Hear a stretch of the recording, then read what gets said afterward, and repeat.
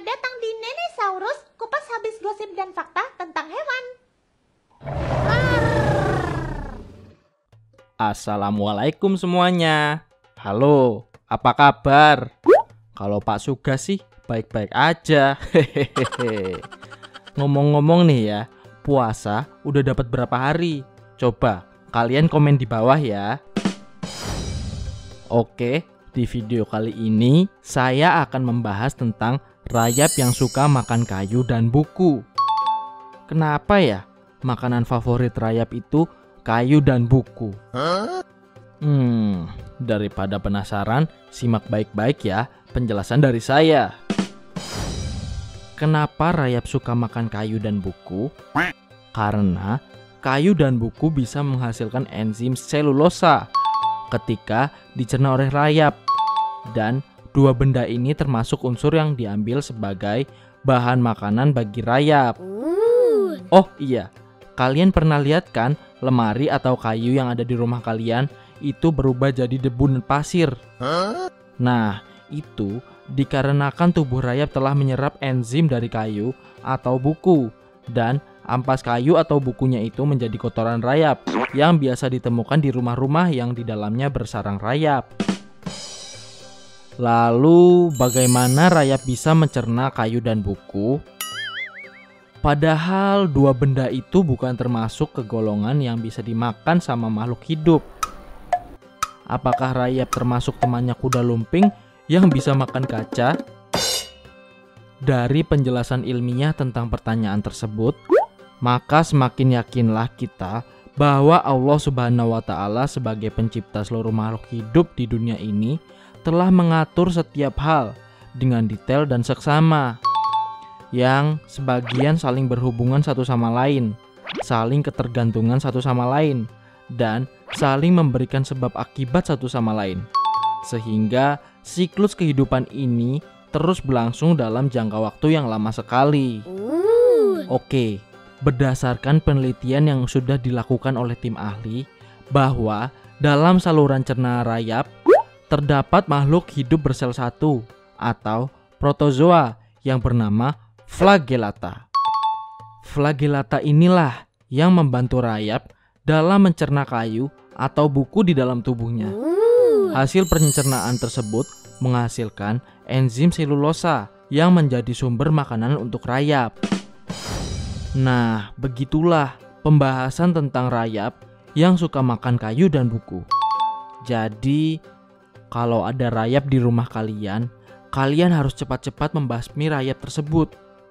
Soalnya, rayap bisa menghancurkan kayu sebagai alat penahan bangunan rumah kalian. Kalau nggak cepat-cepat dibasmi, bisa-bisa rumah kalian nanti bakalan roboh deh gara-gara rayap. Oh iya, kalian tahu nggak?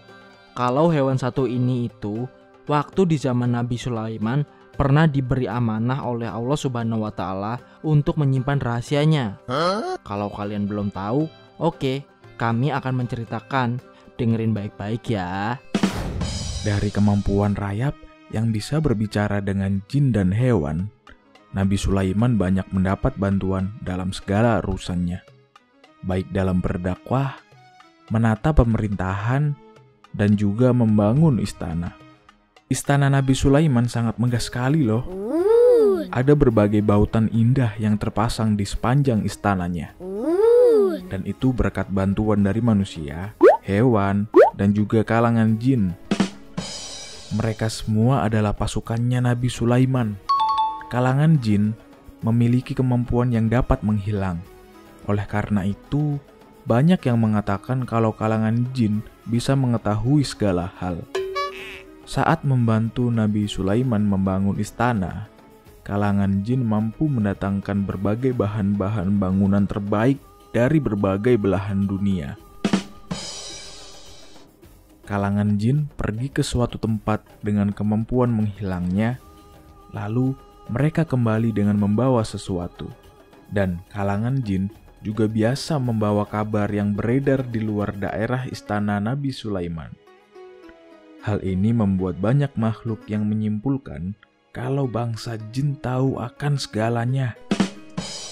Tetapi semua itu tidak benar, karena tidak ada satupun makhluk Allah yang bisa mengetahui segalanya, kecuali Sang Pencipta, yaitu Allah Subhanahu wa Ta'ala. Setelah sekian lama memimpin kerajaannya, Nabi Sulaiman dipanggil sama Allah untuk kembali pulang ke akhirat. Nabi Sulaiman wafat ketika duduk di singgasana kerajaannya dengan bertumpu pada tongkat yang biasa ia bawa. Tapi anehnya, saat Nabi Sulaiman wafat, tidak ada satupun makhluk lain yang mengetahuinya. Mereka hanya melihat Nabi Sulaiman yang duduk santai dengan berpegangan pada tongkatnya. Beberapa hari kemudian, Nabi Sulaiman tak kunjung bangun. Tetapi, semua rakyatnya masih belum menyadari dan mereka tetap melakukan aktivitas mereka. Lalu, Allah mengutus kawanan rayap memakan tongkat kayu milik Nabi Sulaiman. Rayap pun langsung memakannya, dan lama-kelamaan tongkat Nabi Sulaiman rapuh. Lalu, saat tongkat Nabi Sulaiman rapuh, badan Nabi Sulaiman yang telah wafat itu pun jatuh. Sejak saat itulah, pengikut atau pasukan Nabi Sulaiman sadar kalau Nabi Sulaiman telah wafat. Kalau tidak karena kawanan rayap yang memakan tongkatnya Nabi Sulaiman, tentu tidak akan ada yang tahu kalau Nabi Sulaiman sudah meninggal. Kejadian ini sengaja diciptakan sama Allah sebagai petunjuk bahwa hanya Allah satu-satunya zat yang maha mengetahui atas segala sesuatu di bumi ini, baik hal yang gaib maupun hal yang nyata. Nah, begitulah kisah rayap di zaman Nabi Sulaiman. Jadi, anak-anak harus ingat ya, kalau tidak ada satupun di dunia ini yang mengetahui segalanya, kecuali Allah Subhanahu wa Ta'ala. Banyak rahasia-rahasia Allah yang tidak diketahui sama kita. Salah satunya adalah kematian. Tetapi, rahasia-rahasia kita bisa diketahui sama Allah. Oke, itu dia pembahasan tentang rayap dan kisahnya di zaman Nabi. Kalau video ini bermanfaat, jangan lupa untuk like dan share ke teman-teman ya. Thank you and I love you semua makhluk hidup dari Nenisaurus. Wassalamualaikum warahmatullahi wabarakatuh.